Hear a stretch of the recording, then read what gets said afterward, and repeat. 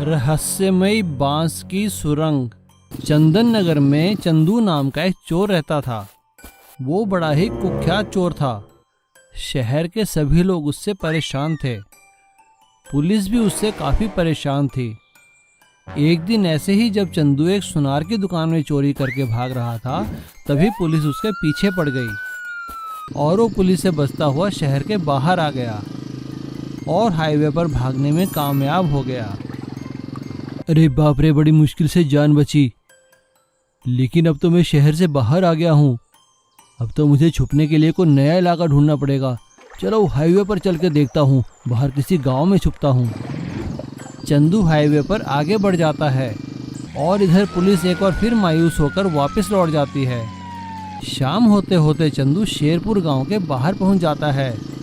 Highway से उसे देखने में गांव बहुत अच्छा लगता है। ये ठीक रहेगा, ये कोई गांव लगता है। आज रात इसी गांव में कहीं छुप जाता हूँ, कल सुबह देखा जाएगा। गांव में घुसते ही उसे बांसों का एक झुरमुट दिखाई देता है।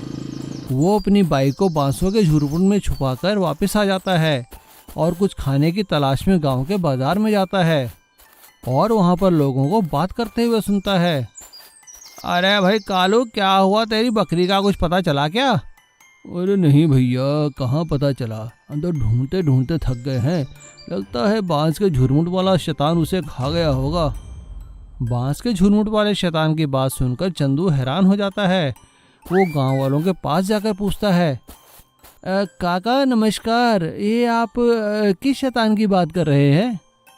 अरे बेटा, वो गांव के बाहर जो बांसों का झुरमुट है ना, वहाँ पे एक शैतान है। जो भी वहाँ जाता है वो वापस नहीं आता कभी। तुम भी देखना, जरा ध्यान से जाना गांव के बाहर। चंदू खाने का सामान लेकर वापस बांसों के झुरमुट के पास आकर छुप जाता है और वहाँ देखने लगता है कि वहाँ कोई शैतान तो नहीं है। तभी अचानक उसका पैर एक गड्ढे में पड़ जाता है और चंदू सीधा एक गुफा के अंदर आ जाता है। चंदू अपना मोबाइल निकाल कर टॉर्च जलाता है तो देखकर हैरान हो जाता है और जिसे लोग शैतान समझ रहे थे वो बांसों से झुरमुट के आने वाली आवाज़ थी। और इन बांसों के झुरमुट के नीचे कोई पुराना कमरा था। गांव वालों के पशु उसी गड्ढे में गिरकर गायब हो जाते थे और गांव वाले इसे शैतान का कारण समझते थे। ये देखकर चंदू ने मन ही मन सोचा, ये गांव वाले भी ना कितने बेवकूफ़ हैं। ये गड्ढे को ये शैतान समझ बैठे। लेकिन चलो अच्छा है, मुझे तो छुपने की जगह मिल गई। अब चंदू उसी रहस्य में बांस की सुरंग को अपना पक्का ठिकाना बना लेता है और चोरी करके वहाँ छुप जाता है। वो जानता था कि उस तरफ कोई गांव वाला नहीं आएगा। ऐसे ही काफ़ी दिन बीत जाते हैं। लेकिन एक दिन जब इंस्पेक्टर विनय कुमार चंदू की तलाश करते करते गांव वालों से पूछताछ करते हैं, तभी उन्हें उस बांसों के झुरमुट वाले शैतान का पता चलता है और वो अपनी पुलिस की टीम के साथ वहां आकर छानबीन करते हैं और चंदू को उसी बांस के रहस्य में गुफा में पकड़ लेते हैं। और इस तरह गांव वालों को भी रहस्य में बांस की गुफा का राज पता चल जाता है और वो लोग अपनी बेवकूफ़ी पर बड़े शर्मिंदा होते हैं। और पुलिस चंदू चोर को पकड़कर जेल में बंद कर देती है और चोरी का सारा सामान लोगों को वापस कर देती है। Auto restaurant. कादिर नगर में सलीम की बिरयानी की दुकान काफ़ी मशहूर थी। सलीम बहुत अच्छी बिरयानी बनाता था। उसकी दुकान से तरह तरह की बिरयानी की खुशबू आती थी। उसकी चिकन बिरयानी बहुत ही मशहूर थी। सलीम की चिकन बिरयानी खाने दूर दूर से लोग आया करते थे। अरे आइए भाई साहब, क्या पेश करूं? अब भाई सलीम, तुम तो अपनी वो मशहूर चिकन बिरयानी ही खिलाओ। हाँ लीजिए साहब, कितनी दे दूं? अब भाई 1 किलो खिला दो और 2 किलो पैक कर देना। जी साहब। इस तरह सलीम का काम काफ़ी अच्छा चल रहा था। सलीम के पास एक ऑटो भी था जिसमें वो घर से सारा सामान दुकान तक लाया ले जाया करता था। सब कुछ सही चल रहा था।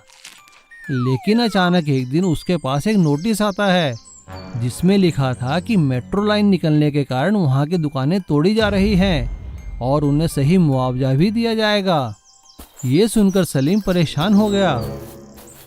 उसे परेशान देखकर उसकी बीवी ने उससे पूछा, अजी क्या हुआ? इतने परेशान क्यों हो? अरे क्या बताऊं सलमा, बस अब कुछ ही दिनों की बात है। हमारी दुकानें टूटने ही वाली है। कहते हैं वहाँ से मेट्रो लाइन निकलेगी। आप इतने परेशान क्यों होते हो? हमारे पास ऑटो है ना। दुकानें टूट भी गईं तो क्या हुआ? आप इस ऑटो को ही अपनी दुकान समझिए और इसमें बिरयानी ले जाकर बेचिए। अरे वाह सलमा, तुमने तो बहुत अच्छा आइडिया दिया है। मैं दुकानें टूटने का इंतज़ार क्यों करूं? कल से ही अपने ऑटो को अपनी दुकान बना लूँगा। और सलीम ने वैसा ही किया। अगले ही दिन से उसने ऑटो को एक दुकान में तब्दील कर दिया और उसी ऑटो को अपनी दुकान के आगे खड़ा कर कर बिरयानी बेचने लगा। लोगों को उसका आइडिया बहुत अच्छा लगा। कुछ ही दिनों में मेट्रो का काम शुरू होने पर उनकी दुकानें तोड़ दी गई। लेकिन सलीम की दुकान कोई बंद नहीं कर सका, क्योंकि सलीम के पास तो चलता फिरता ऑटो रेस्टोरेंट था।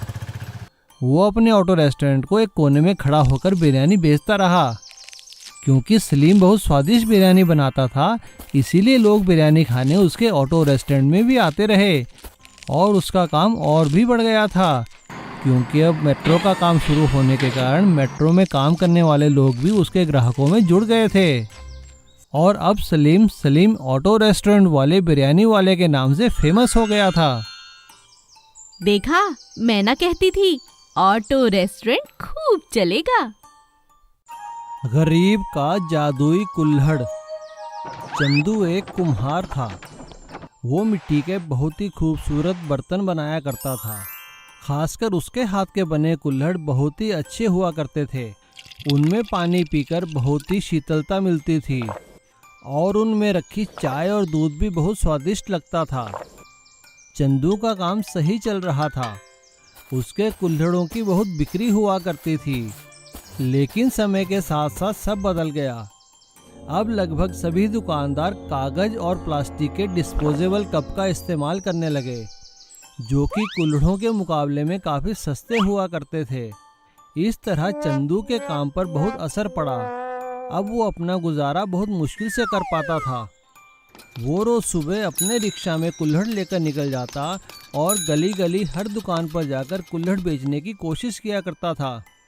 अरे सेठ जी, आप कुछ तो कुल्हड़ ले लीजिए। अरे भाया, समय बदल गया है। अब लोग कुल्हड़ में चाय कोई ना पीते, अब तो लोगों को डिस्पोजेबल कप चाहिए। लेकिन सेठ जी, कुल्हड़ में बनाई चीज़ का तो स्वाद ही कुछ अलग है। अरे अच्छा ठीक है भाया, दे दे 10-20 कुल्हड़। इस तरह वो बड़ी मुश्किल से दिन के बहुत कम कुल्हड़ बेच पाया करता था।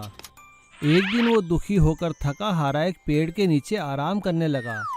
तभी वहाँ पर एक बुढ़िया आई और उसने उससे कहा, अरे बेटा, बहुत प्यास लगी है, थोड़ा पानी पिला दो। हाँ अम्मा, ये लो पानी पी लो। और चंदू ने कुल्हड़ में पानी भरकर उस बुढ़िया को पीने को दे दिया।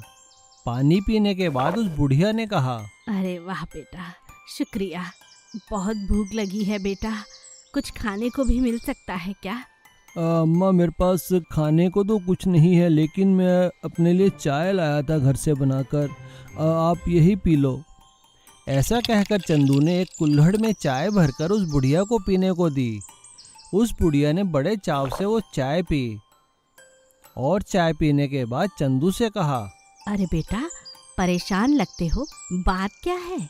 चंदू ने सारी बात उस बुढ़िया को बताई। चंदू की बात सुनते ही वो बुढ़िया मुस्कुराने लगी और उसने एक कुल्हड़ उठाकर चंदू से कहा, बेटा, तुम तो बहुत अच्छी चाय बनाते हो।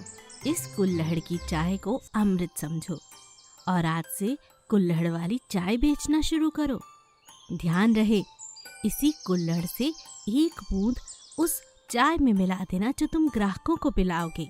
तुम्हारी दिन दुगनी रात चौगनी तरक्की हो जाएगी बेटा। और हाँ, मिट्टी से प्यार बहुत जरूरी है। हमेशा कुल्हड़ में ही चाय को बेचना। ऐसा कहकर वो बुढ़िया वहाँ से चली गई और चंदू ने अगले दिन से अपने रिक्शा में अपने बनाए कुल्हड़ों में चाय बेचनी शुरू कर दी। और जैसा बुढ़िया ने कहा था, उस कुल्हड़ में से थोड़ी थोड़ी चाय अपने बर्तन में मिलाता रहा।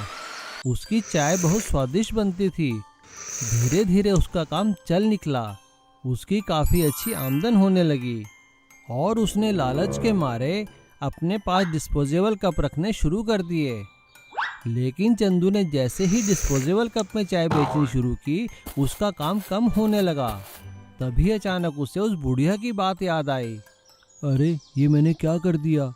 उस बुढ़िया ने तो कहा था कि कुल्हड़ में चाय बेचना और इसी कुल्हड़ में से चाय मिलाकर बेचना। अब चंदू को अपनी गलती का एहसास हो चुका था और उसने अगले दिन से फिर से कुल्हड़ में चाय बनाकर बेचना शुरू कर दी और उसका काम फिर से चल निकला। और अब उसने कसम खा ली कि वो हमेशा कुल्हड़ का ही इस्तेमाल करेगा। इस तरह से जादुई कुल्हड़ ने चंदू की किस्मत ही बदल दी।